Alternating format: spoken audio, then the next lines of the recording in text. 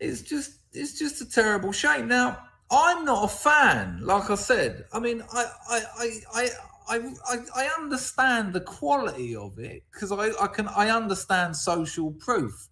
But take someone like Lumi. Lumi loves Tolkien. He loves him. He loves the stories, loves the worlds, loves it.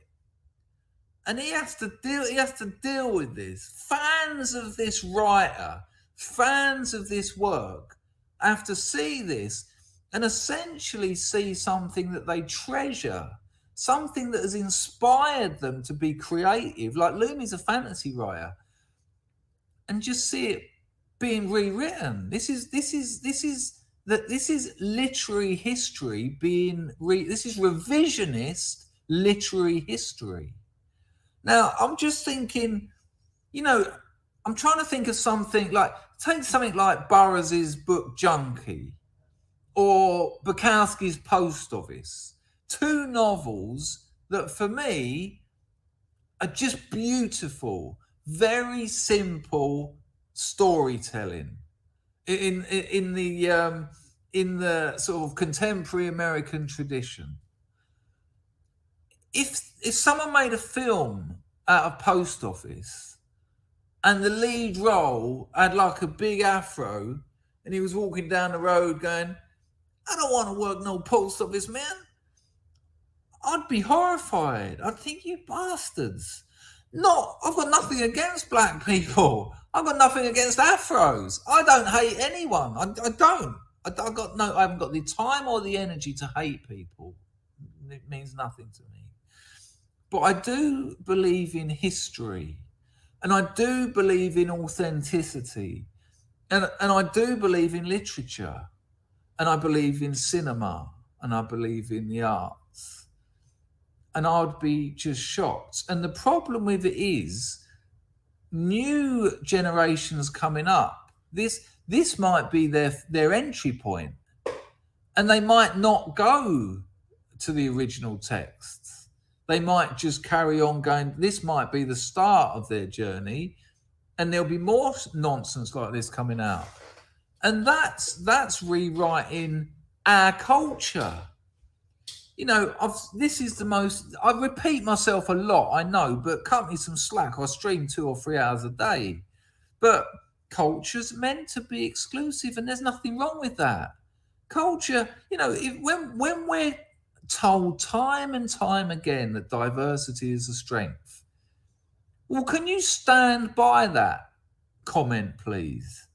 Because if it is a strength, wouldn't you want to maintain diversity? Wouldn't you want to maintain different cultures? Because if it is strong, blending them all together surely is going to weaken the planet. And by actually blending cultures together, by pretending they're not different, while at the same fucking time you tell us people are different, they can't be the same and different. I mean, they could be same but different. That's what that is beautiful. The only time you hear someone say same but different is when a Thai street hustler is trying to sell you something. There you go. And that's what's happening here. We're being sold bullshit. It's a confidence trick. You can't be the same and different. You can't. And this blending of cultures, the idea of an inclusive culture is an oxymoron. Culture exists to maintain boundaries and borders. It delimits a people and their traditions and their history. And there's absolutely nothing wrong with that.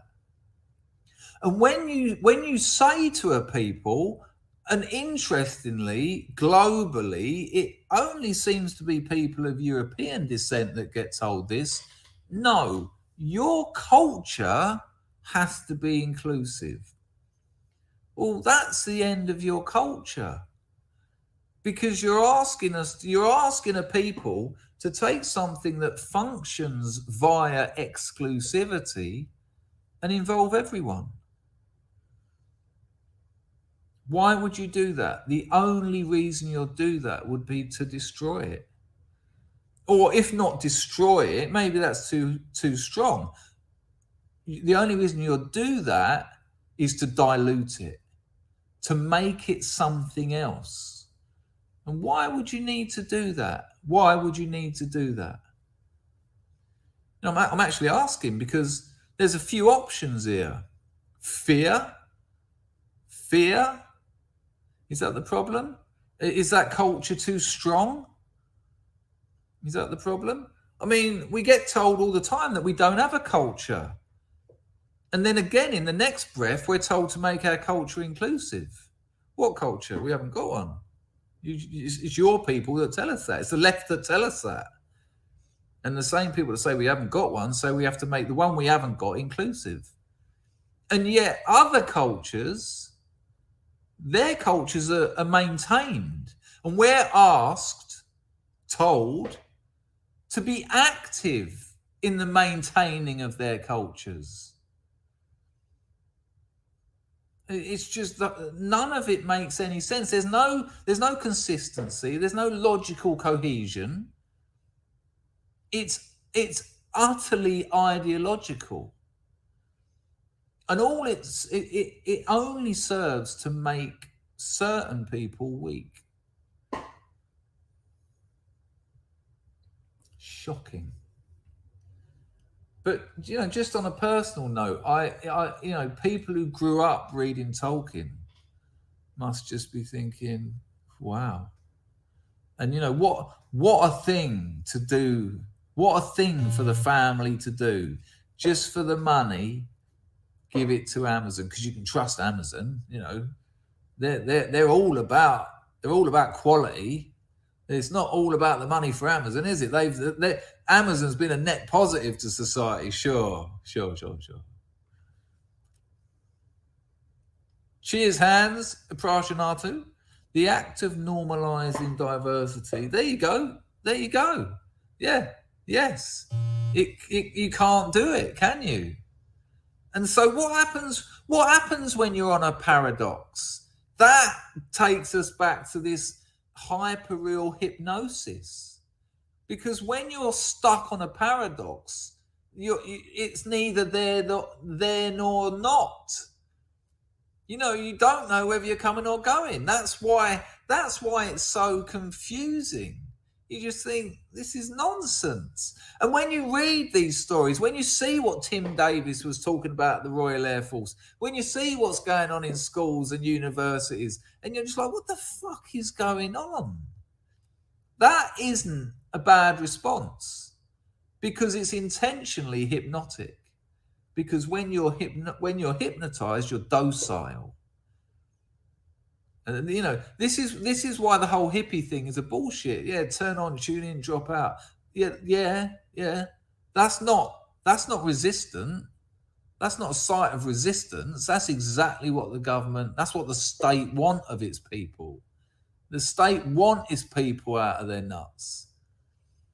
The war on drugs is about money, not about people not taking drugs. Everyone takes drugs, whether it's sugar, caffeine, paracetamol, Valium, Xanax, SSRIs, heroin, crack, alcohol, whatever. The world is run on drugs. The war on drugs is a simulacra that sort of appears, it hovers a couple of inches above the actual war on drugs. But they're quite happy for people to be taking drugs. Why? Well, just look at Brave New World. Look at Brave New World. They have Soma. What do they take Soma for? Because if they're not happy, it's not good enough. You've got to be happy. You've got to enjoy what the state are imposing upon you, what technology is imposing on you. That's what Brave New World is really about. This is why Brave New World nailed it more than 1984. Huxley's Brave New World nailed it more than 1984. 1984 is essentially a story of the Soviet model in its last days.